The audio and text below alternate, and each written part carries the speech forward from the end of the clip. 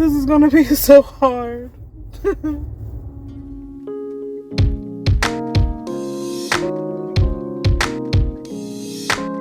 was a list of all the places I can call to see if I can get on a list for housing. So far, I contacted 3, and all of them said that their applications, well, their list was closed. So hopefully, I can find somewhere where it's open, but I'm pretty sure all of them are closed. But we're going to be hopeful. So I'll let you guys know.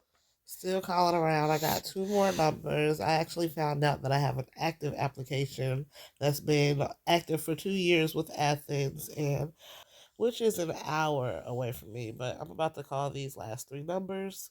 Let's see what they say.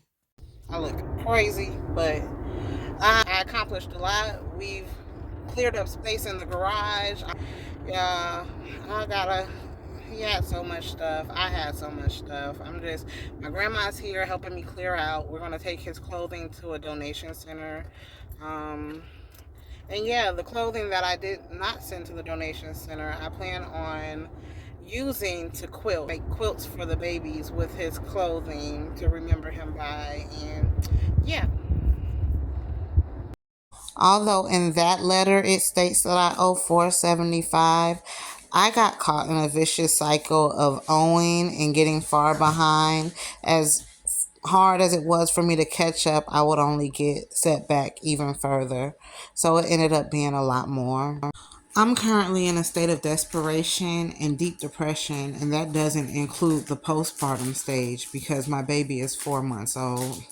I feel embarrassed, ashamed, and helpless and a failure. My whole life has been turned upside down and inside out, and I'm currently mentally unstable. Never in a million years did I think that I would have to experience my fiance and father of my children's lifeless body laying on this living room floor that me and my children are currently playing on. I'm a stay at home mom, so I'm not in any financial position to pay the bills on my own, let alone to move out of this home. So every waking moment in this home was torment to my mental, having to relive my worst nightmare day by day. But what can I do? I have to continue my daily functions and tasks as a mother with a smile on my face. But in all actuality, I don't have any idea where me and my children will lay our heads at night. I'm not doing this for sympathy, although if you do choose to help, it's greatly appreciated and no amount is too little. I'm doing this to be a walking testimony with my story and to help others that can possibly relate because believe it or not, these circumstances could happen to anyone, and God forbid you find yourself in the same predicament. Yes, a monkey has a mother, just like me and you. And do animal mothers love their babies? Yes, yes, of course they do. Animal mothers love their babies just as yours loves you. Silly girl. I like that book. I too often panic at the thought of me having nothing. Like I literally have nothing. Not a penny to my name. No savings. All I have are past due bills. I have credit cards maxed out from trying to sustain the household. I have the will to make our situation better. And then I have my children, and suddenly a calmness comes over me. And though I fret on me having nothing, when I look into their eyes, I realize that I have everything. I feel like I've exhausted all the help with my family. Just because my world has been destroyed and shattered to pieces doesn't mean that everybody else's world stops. So I'm in this alone.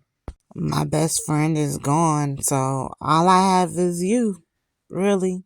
You don't know me and I don't know you, but y'all are what's going to be there to help me get through this rough patch. And I'm not talking about you helping as far as monetary donations. Even if it's just some encouraging words, I could really use it. I guess you could say this is my attempt at building a virtual village since my physical village, you know how that goes. Let's just say my circle is so small that it barely forms a circle. Just imagine the pain and hurt that I feel knowing that my life is going into a certain direction. I'm building my family. I'm engaged to be married, and all of a sudden a switch is flipped, and everything I once knew is now no longer. So I have to deal with that on top of knowing that everything that we've worked so hard for is going to be put out on the street, left for ruins, along with me and my children. Showing this video, I know there will be a lot of comments and judgment, but that's with anything you do, and I will choose to rise above it as I do everything else. And I also want this to be a reminder that evictions don't just happen to quote unquote bums or people with alcohol or drug addictions. It happens to everyday people that you wouldn't suspect, um, or who you would assume to be a person to fit the description of being an evicted tenant. Like, there are people out here, regular, everyday, hardworking people that just live life day to day, trying to get a grasp on life. And it's something that's real, and it's something that's serious, and it can happen to anybody.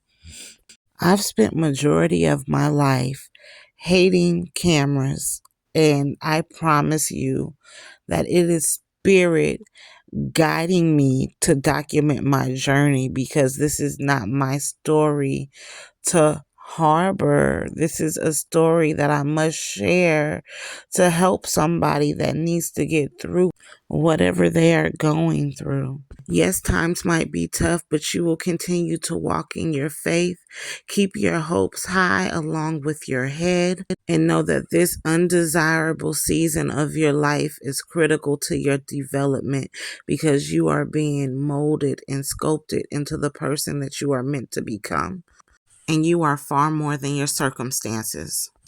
And I can honestly say, although I'm unaware of where I'll lay my head in the future, wherever it will be, I will sleep a lot better knowing that this message reaches that one soul that's at their breaking point, that's desperately fighting for their life to not give up, because it's so easy to give up. We are going to see it through, all while acknowledging the beauty in the undesirable outcomes. All I know is if I fail, my babies fail, and that's not an option for me. I'm on my way headed to meet his manager. He wants to meet with me in order to give me what they've collected for him.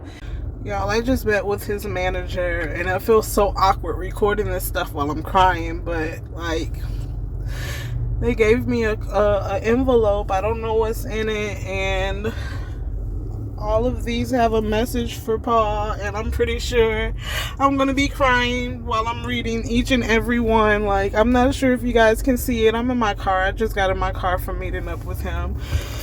But y'all, like, this is gonna be so hard. This is gonna be so hard. Y'all, he was a great man. And he passed so young. He will be 38 next month. Oh God. Oh yeah, I just wanted to make to add, he was employee of the month, and he was issued inside of their work magazine for the state of Georgia. So the month he passed was the month that he was employee of the month. He came home with the magazine so happy and showed it to me. We clicked from day one, shared lots of laughs, and compared dad stories. Those little girls are something else. Laugh out loud. From a star at CERTA to a star above. Continue to shine bright, bro. You will forever be missed. Rest easy. And you know what's so funny is a lot of the names that he comes home telling me stories and things about his day, about the people. So I feel like I know them through him. stopping myself opening it, and because I didn't know, but y'all, this is from his job to me. Why in the world? I was not expecting this, y'all. Like, oh my God. I just want to thank them so much. This allowed me to take a brief breather, and I applied it to all of my past due balances. But as we know, bills are like revolving doors, so I'm back at the drawing board.